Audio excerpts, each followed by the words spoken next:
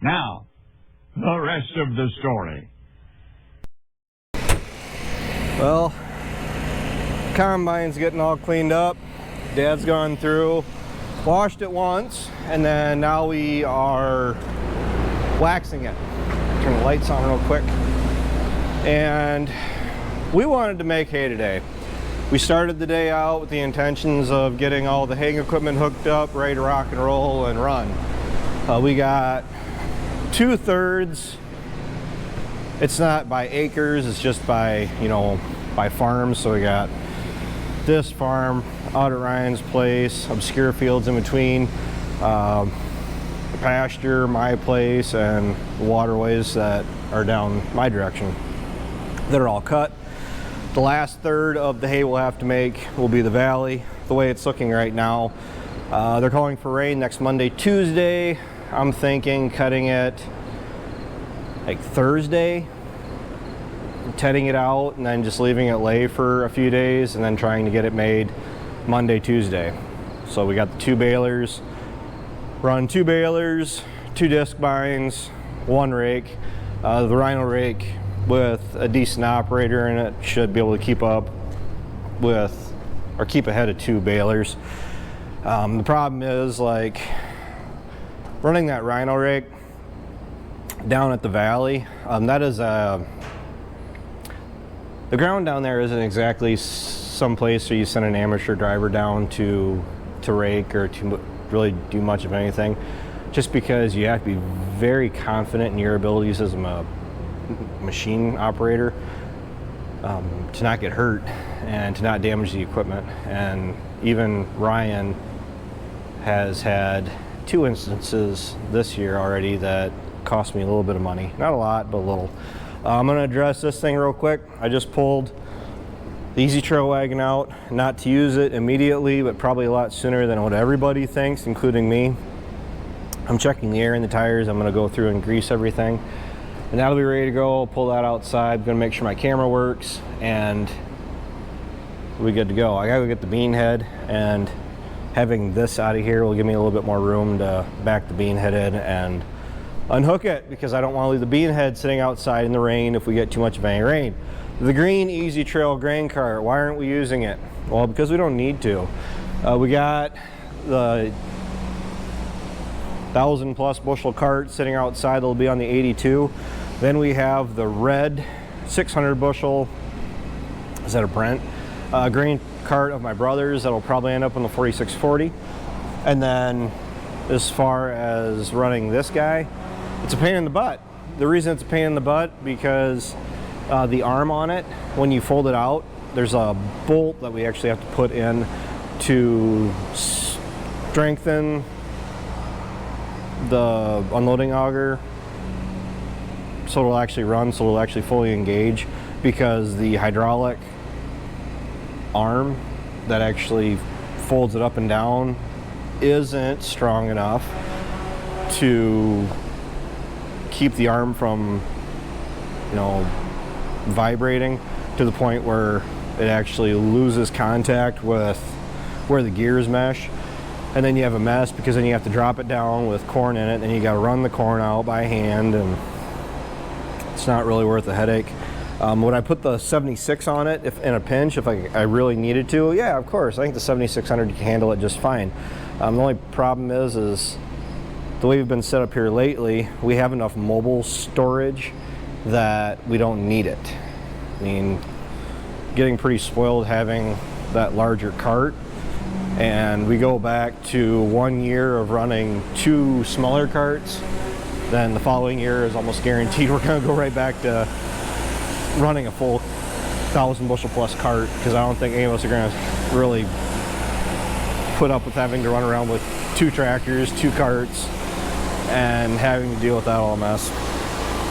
So otherwise, I've actually looked at even getting another one of these, just mobile storage. I mean, to get the wagon that I want, this is like 500, 550, depending on what you're putting in it and how full you load it. I mean, it really matches the 7600 up nice, even as far as going up and down the road, hauling back to the home farm and dumping in the bin. Really inefficient to some people. I mean, the semi would be quicker and this and that and everything else, but to be honest, I can keep up with the combine running this, and with the cart staying in the field, keeping the combine running, I can actually get into the field where we can't get into with the semi and the hopper bottom. So the big thing is, as long as you're staying efficient. If we had a bigger combine that could outpace how fast we can get it away from the combine, then we'd have, you know, infrastructure issues where I have to be able to dump it quicker and be able to get it from the field to the bin faster. But as of right now, with this, I'm actually able to do it just fine.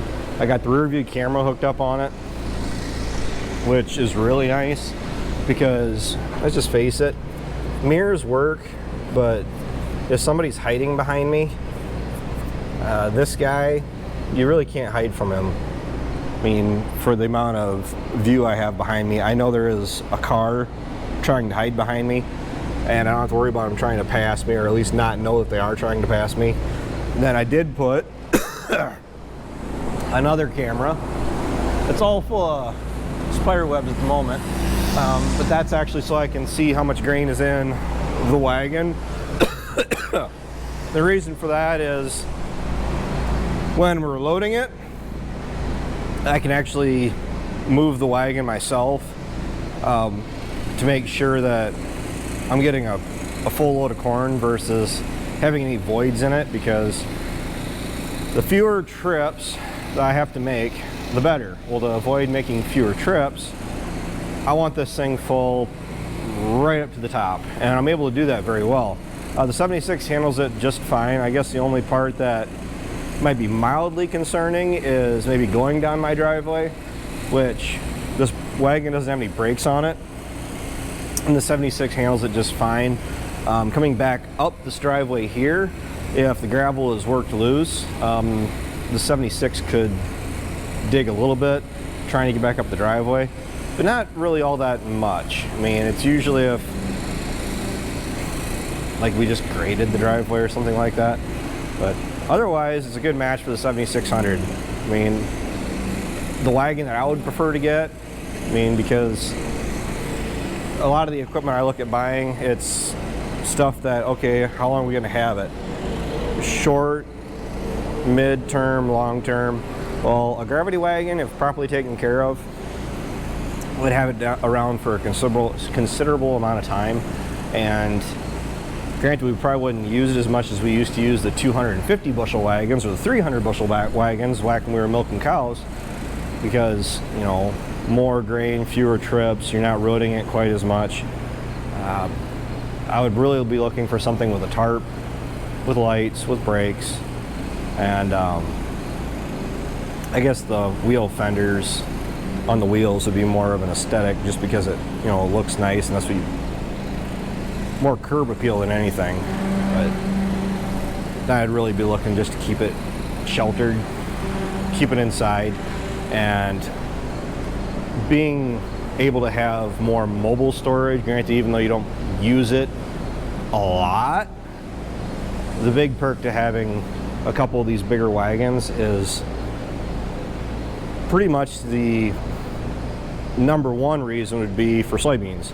So if the local elevator is not able to empty the truck fast enough to get the semi back to us where we can get the grain out of the field, we have enough storage that we can at least keep the combine running, because soybeans are a real big pain in the butt, where they only stay the moisture you want for so long, and then they need like blue sky, beautiful days to where they'll actually run the best through the combine without making it growl all day long. So basically, if the sun is shining, you need to be able to harvest beans, and being able to fill a bunch of these and back them in the shed, or if I had a tarp, roll a tarp over it. At least that way you're being as efficient as you can, and that's why a couple of these would be, or this one and one more would be nice. Only problem is the wagon that I would be interested in is like $16,000 on a lot of the local auctions here lately. So, oh well. Hopefully we'll be harvesting hay tomorrow. Get at least 2/3 of the ground covered. Haul it in on Sunday. They're calling for rain Monday, Tuesday. Hopefully Wednesday, Thursday. Cut everything down at the valley. Ted it out. Let it lay. Get it good and dry. Bale it probably Monday, Tuesday. Haul it in Wednesday. And then by then we could be cutting beans. There's a guy literally just up the road that they're opening up the field cutting beans right now. So I don't know, I'm not ready to really start harvest just yet. So, and this could get you in trouble if OSHA saw you, right?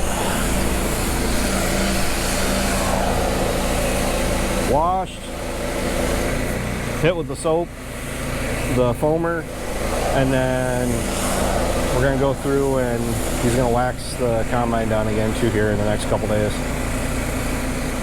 Luckily, the only thing the combine really needed was the